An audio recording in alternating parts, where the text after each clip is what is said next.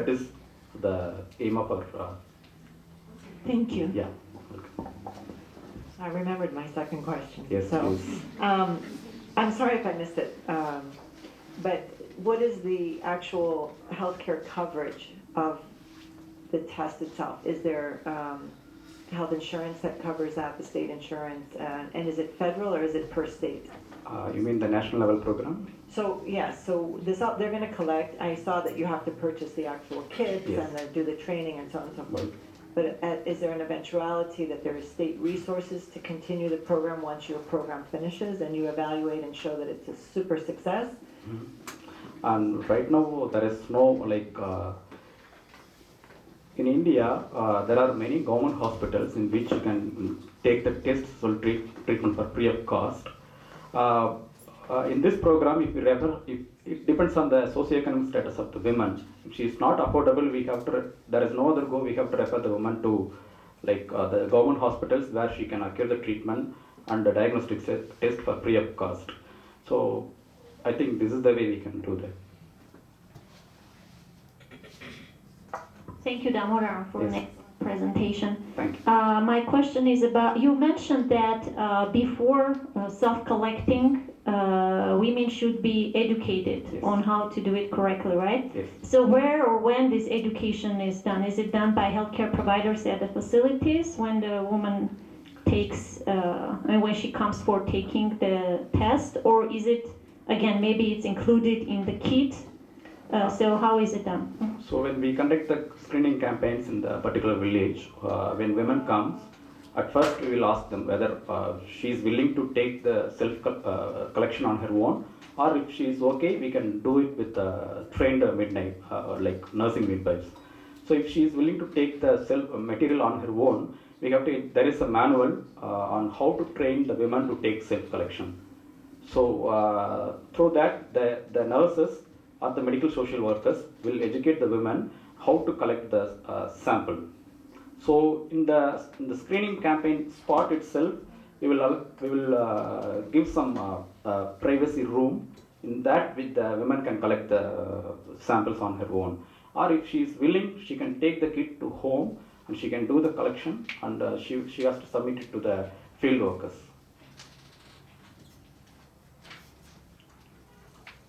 Thank you, Damodaran. We need to move forward.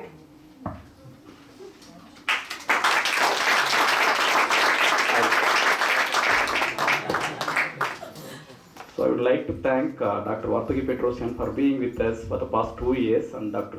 Sovina Harutunian for her comprehensive feedback. I really appreciate her feedbacks, first of all. And I would like to thank all the CHS staff and my classmates and my friends, those who are sitting behind in the behind seats. And my special thanks to my advising team, those who are not here, and already Arus is on the Skype. A big thanks to them. And I would like to thank Dr. Karnesh Tuli for his timely suggestion to have a major change in my thesis. And so I would like to share with you a quotation. This was very famous quotation among all the Indian youngsters. Dream, dream, dream, dreams transform into thoughts and thoughts result in action. I hope our scientific thoughts and dreams will come into action soon. Thank you so much.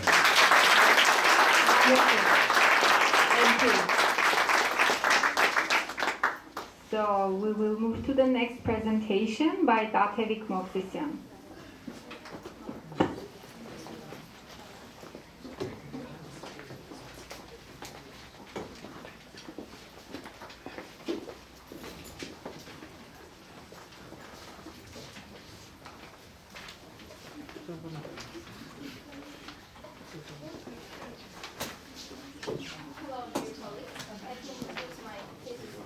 Project is establishing hepatitis C patient surveillance system in the Republic of Ireland. We use the community service proposal framework. Today I'm going to present you some basic information about hepatitis C, also the conceptual framework that we use, implementation plan synopsis and evaluation, also the budget for our project, and the ethical considerations.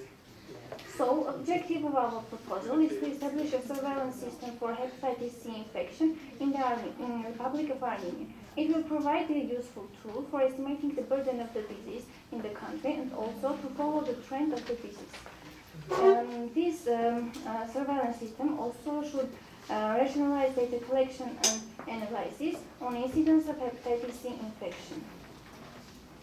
According to WHO, in 2015, approximately 185 million people were infected with hepatitis C virus, and each year, due to this infection,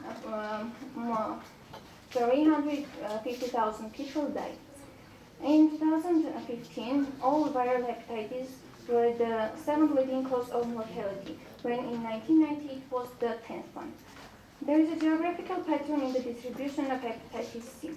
The high estimates of prevalence are estimated in low and middle income countries. And as you know, Armenia is also among these countries. And in the map, you can see that it's under countries having high prevalence of hepatitis C.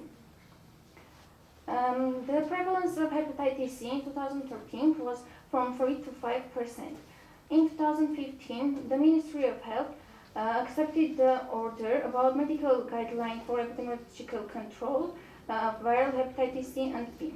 According to this guideline, the epidemiological control should be done by the National Center of Disease Control of the Republic of Armenia.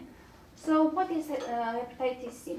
HCV is a highly mutable RNA virus, and due to this mutability, the vaccination is now not available.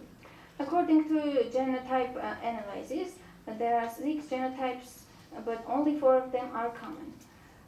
There are 2 types of HCV infection. The first one is acute, when the symptoms of infection appear 6 months within 6 months after being initially infected. And the chronic one, when the symptoms appear 6 months after being initially infected.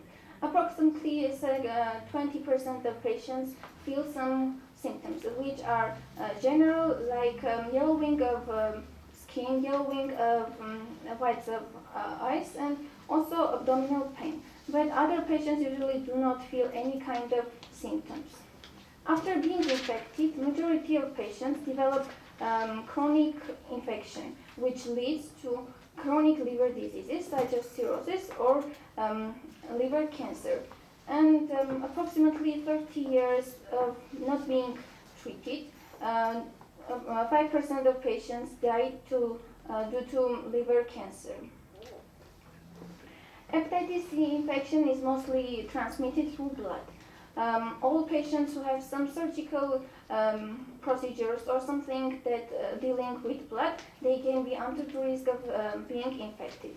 The other ways of being infected, but these are rare, unprotected sexual relations with infected partner, and also birth from infected mother.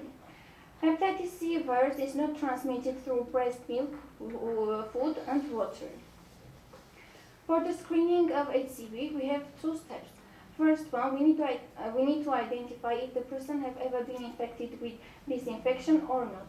We need to estimate the anti-HCV antibodies. After that, if the answer is positive, we need to identify if this person has a chronic infection or not. We need to identify the genotype of the virus. Treatment is mainly focused on prevention of further liver damages to avoid life-threatening complications such as premature death or liver cancer. There are mainly 2 strategies for treatment. The first one, before investigating first representatives of direct antiviral agents, national guidelines suggested to do the combination of interferon and ribavirin. The duration of this strategy is from 24 to 48 weeks. It depends on the genotype of the virus. The treatment duration with direct antiviral agents is from 12 to 24 weeks. For the patient, all the genotypes, but without liver cirrhosis, patients should treat 12 weeks. But the patients who have liver cirrhosis, they should be treated during 24 weeks. Though these DAA, direct antiviral agents, are newly investigated medications, There are some countries who have access at lower prices than other countries. This can be done through the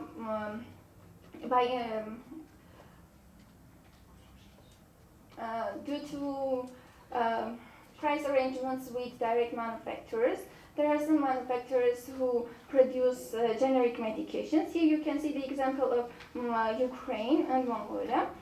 Here the price of combination of interferon and ribavirin is higher than comparing with the therapy with DAA. Now in Armenia, the strategy of treatment is the combination of interferon and ribavirin. No DAA representative is registered in the country. The government covers some medications, which are expenses of some medications, which are registered in the Republic of Armenia. These medications are included in two lists. The first one is the list of basic medications of Armenia, and the next one is the list of life-needed medications with low demand. But HCV treatment medications are not included in these two lists, so government does not pay for the treatment. And in the local market, the treatment can cost up to $16,000 for 48 weeks treatment. So we suggest to develop a surveillance system. Surveillance system is an ongoing systematic data collection, analysis, interpretation, and dissemination of data regarding health-related events for the use in public health action to reduce mortality, morbidity, and to improve health. Surveillance system has three main objectives. First one is to measure and detect disease burden. After that, detect outbreaks and stimulate research projects. Here is the conceptual framework that we choose for our project. We mainly use two parts of it, the public health surveillance and public health action. We should concentrate on the detection of cases, registration, reporting, confirmation of cases, after that analysis and feedback.